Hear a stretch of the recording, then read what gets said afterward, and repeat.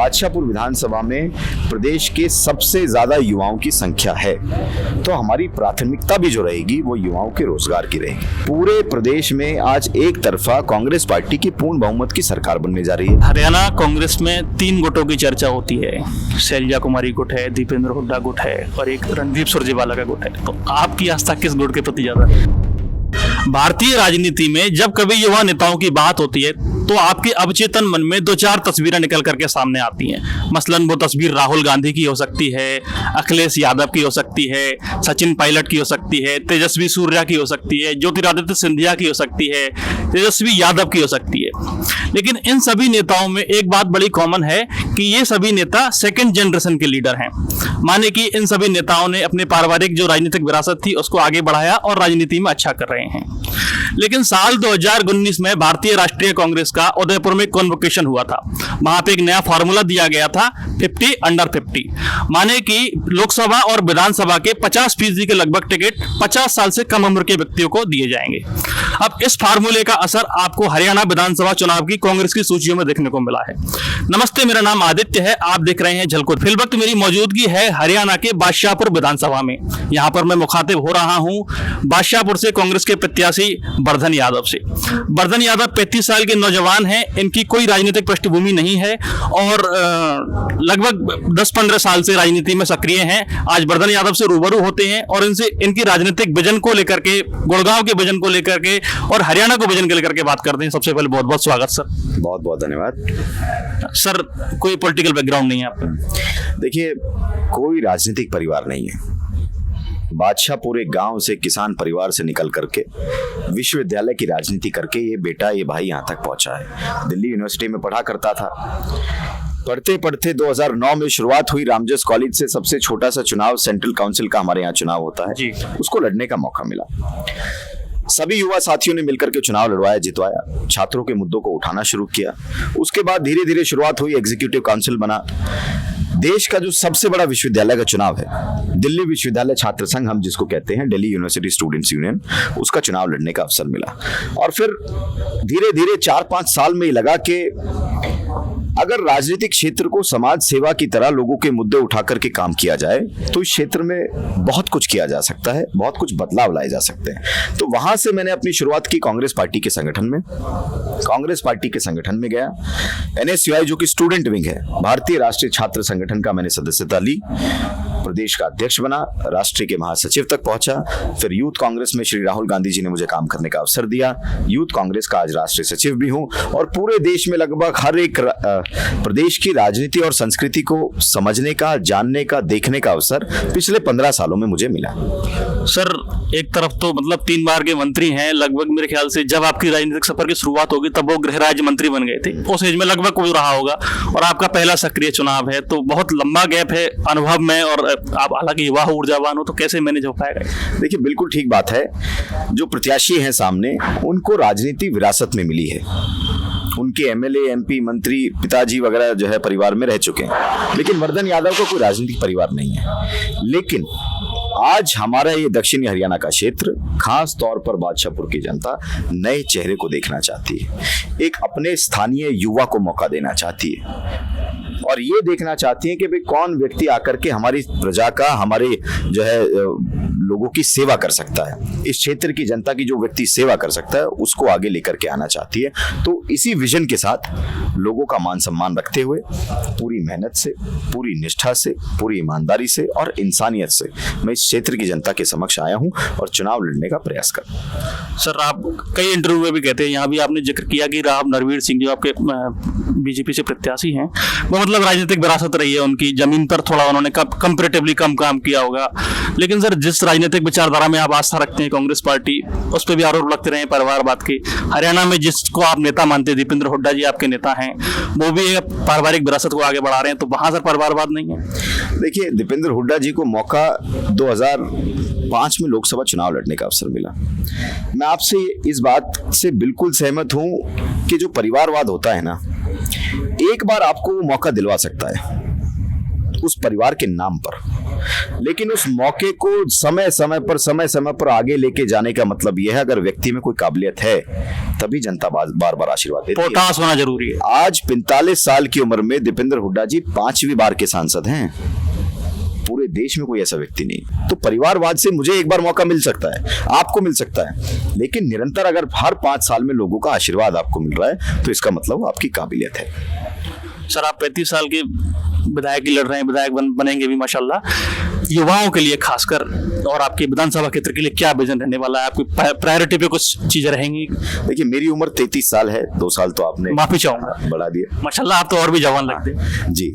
तो अभी हमारी, क्योंकि बादशाहपुर विधानसभा प्रदेश की सबसे बड़ी विधानसभा है, बादशाहपुर विधानसभा में प्रदेश के सबसे ज्यादा युवाओं की संख्या है, तो हमारी प्राथमिकता भी जो रहेगी वो युवाओं के रोजगार की रहेगी।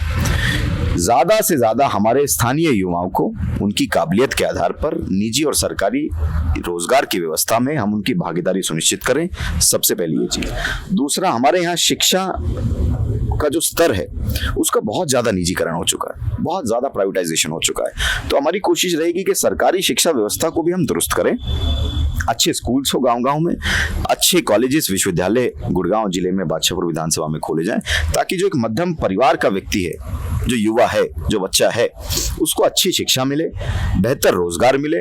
और दूसरी और मुख्य मेरी जो प्राथमिकता रहेगी वो खेल से जुड़ी हुई रहेगी, क्योंकि हरियाणा की जो भूमि है वो खिलाड़ियों की भूमि है। हाँ, ओलंपिक में भी काफी मेडल आते हैं। जी, ओलंपिक में, एशियाड में, कॉमनवेल्थ में, पूरे विश्व में जितने भी खेल होते हैं, लगभग 60% जो मेडल आते हैं वो केवल हमारी हरियाणा की भूमि से आते हैं। और अभी कुछ सालों का मतलब जिस तरीके से जो तेजी से माहौल बदल रहा है, आपने देखा होगा कि पंजाब के साथ साथ अब नशे की चपेट में हमारा प्रदेश भी आता जा रहा है। तो जब युवाओं के पास अच्छी शिक्षा होगी, बेहतर रोजगार होंगे, खेल की व्यवस्था होगी, तो हम युवाओं को नशे की चपेट में जाने से रोक सकते हैं।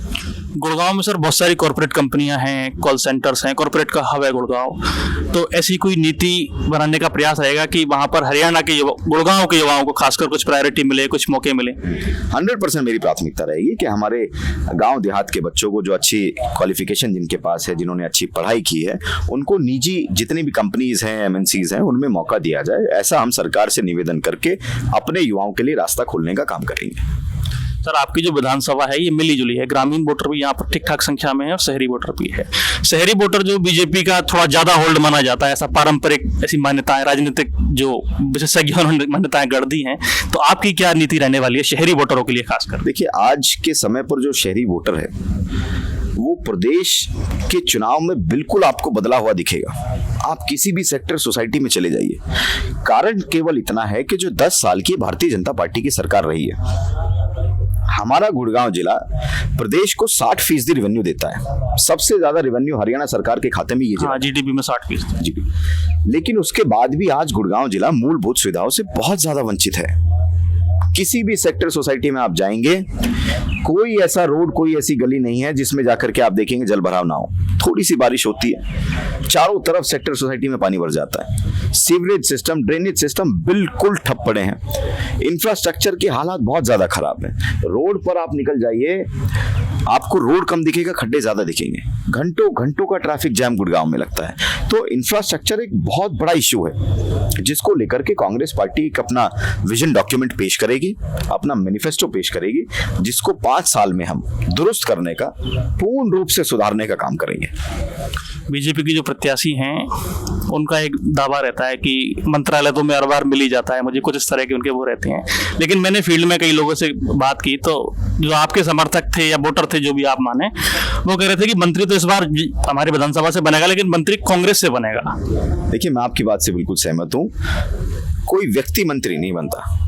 बादशाहपुर विधानसभा ही अपने आप में इतनी अहमियत रखती है कि जिस व्यक्ति को जिता करके भेजती है, वो जाकर के पहले चंडीगढ़ में विधानसभा की शपथ लेता है और फिर राजभवन में जाकर के मंत्रिमंडल की शपथ लेता है। तो ये विधानसभा का महत्व है। इस विधानसभा को इतना प्रभावशाली जो है इस प्रदेश की राजनीति में माना जाता है कि मंत्रिमंडल मिलना तय है। और जहां तक प्रत्याशी का बात है भाजपा के, ये बात तो स्पष्ट है कि पूरे प्रदेश में आज एक तरफा कांग्रेस पार्टी की पूर्ण बहुमत की सरकार बनने जा रही है। तो ये ख्याली पुलाव तो अपने दिमाग से निकाल ही दें। जब सरकार ही कांग्रेस की बन रही है तो राजभवन तक तो पहुंचने का अवसर ही उनको नहीं मिलेगा। राजभवन तक वो व्यक्ति पहुंचेगा जो कांग्रेस से चुनाव जीत करके जाएगा। मंत्रालय तो बहुत दूर की कौड़ी है। जी। आपने लोकसभा यहाँ पे चुनाव लड़े थे, राज बब्बर जी बड़ा जोर शोर से उनके लिए मजबूती से काम किया था, तो क्या कुछ उनसे बातचीत हुई आपके समर्थन में, वो आएंगे? देखिए, लोकसभा का चुनाव का मैं भी प्रत्याशी के तौर पर मैंने आवेदन किया था। आप भी मजबूत कंटेस्टेंट थे? जी जी जी, नहीं मजबूत तो थे ही, लेकिन मेरे को लगता है कि कांग्रेस पार्टी ने सबसे बेहतर व्यक्ति को, राज बब्बर जी को, इस गुड़गांव लोकसभा में चुनाव लड़वाने का काम किया और बड़ा अच्छा उन्होंने मत लिया। उनके साथ जितनी मेहनत मैं कर सकता था की है। राज बब्बर जी का व्यक्तिगत तौर पर बहुत आशीर्वाद मुझे मिलता आया। आज से ही नहीं, हरियाणा की राजनीति में तो अभी आए, जब वो उत्तर प्रदेश के अध्यक्ष भी थे, सांसद भी थे, तब से मैं उनके साथ, उनकी टीम में कनेक्टेड हूँ।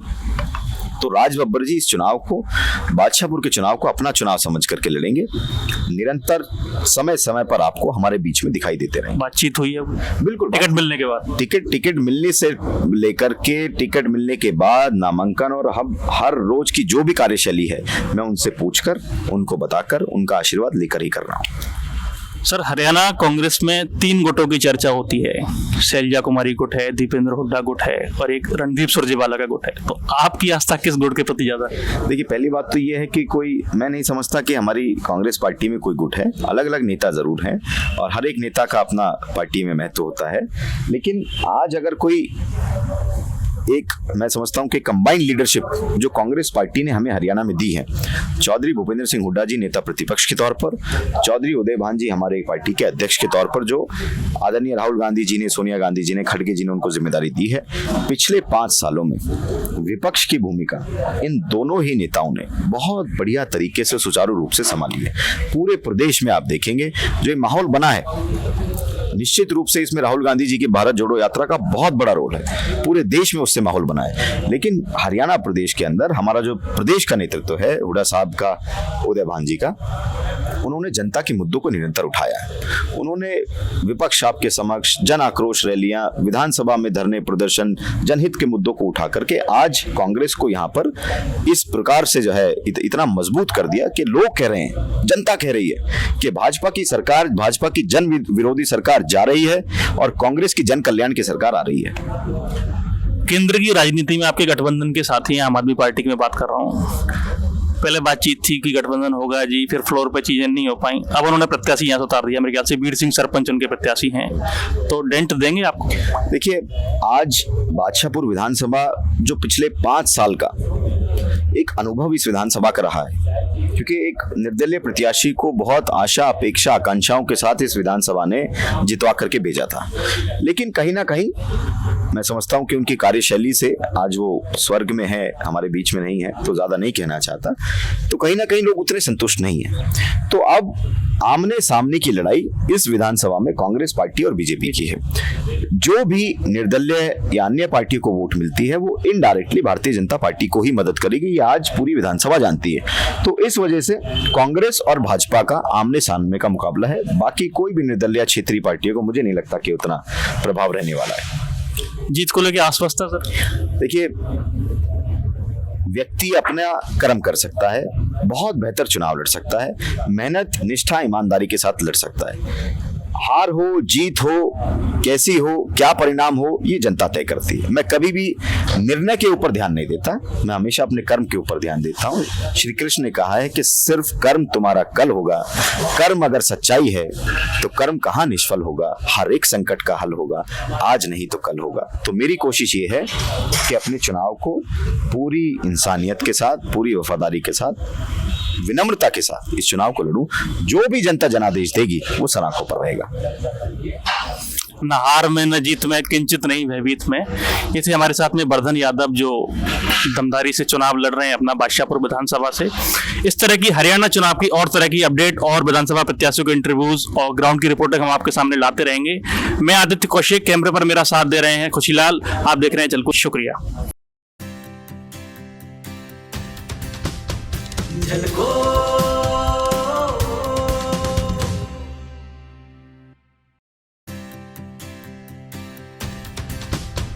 झलको